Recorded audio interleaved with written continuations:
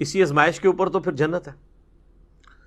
تو وہ جو خوشنما چیزیں جنہوں نے جہنم کو ڈھانپ رکھا ہے، ان میں سے پہلی چیز عورت کا فتنہ ہے۔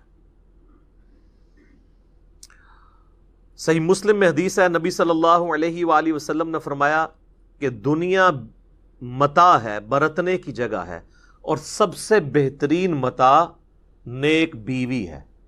دوسری طرف یہ بھی اسپیکٹ ہے کہ نیک بیوی جنت تک پہنچنے کا ذریعہ بن سکتی ہے۔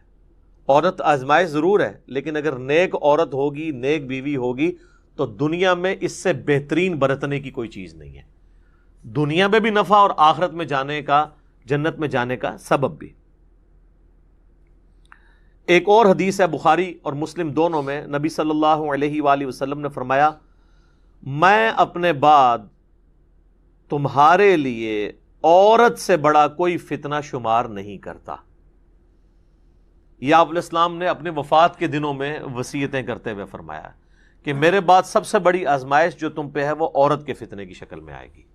اب عورت کا فتنہ ایک تو سیکس کے پوائنٹ آف ویو سے بھی ہو سکتا ہے، اور ایک اس پوائنٹ آف ویو سے کہ کوئی شخص اپنی بیوی کی محبت کے اندر جو جائز ہے ایکسٹریم رویے اڈاپٹ کرے کہ اللہ کی حدوں کو توڑ دے، یا بیویوں کے ساتھ حسن سلوک نہ کرے اور ان کے جو جائز حقوق ہیں ان کو نہ دے، اور اس کے سبب اللہ تعالیٰ کے وہ عذاب کا مستحق ہو جائے۔ دونوں صورتوں میں عورت آزمائش ہے۔ ایک اور حدیث ہے بخاری اور مسلم میں، تیسری حدیث، یہ آلموسٹ 12 احادیث ہیں جو میں اس میں کور کروں گا۔ تیسری حدیث بخاری اور مسلم دونوں میں موجود ہے، دو تو میں چونکہ تمہیدن بیان کر چکا ہوں، یہ 10 احادیث ہیں کنزیکٹیو، کہ نبی صلی اللہ علیہ وآلہ وسلم نے فرمایا کہ عورتوں کے پاس جانے سے بچو، یعنی ان عورتوں سے مراد غیر محرم عورتیں۔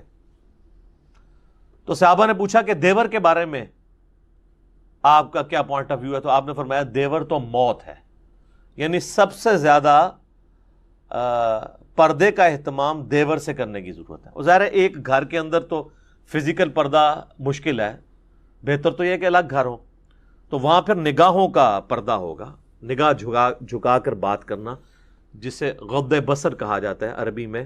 سورۃ النور کے اندر اس کی تلقین ہے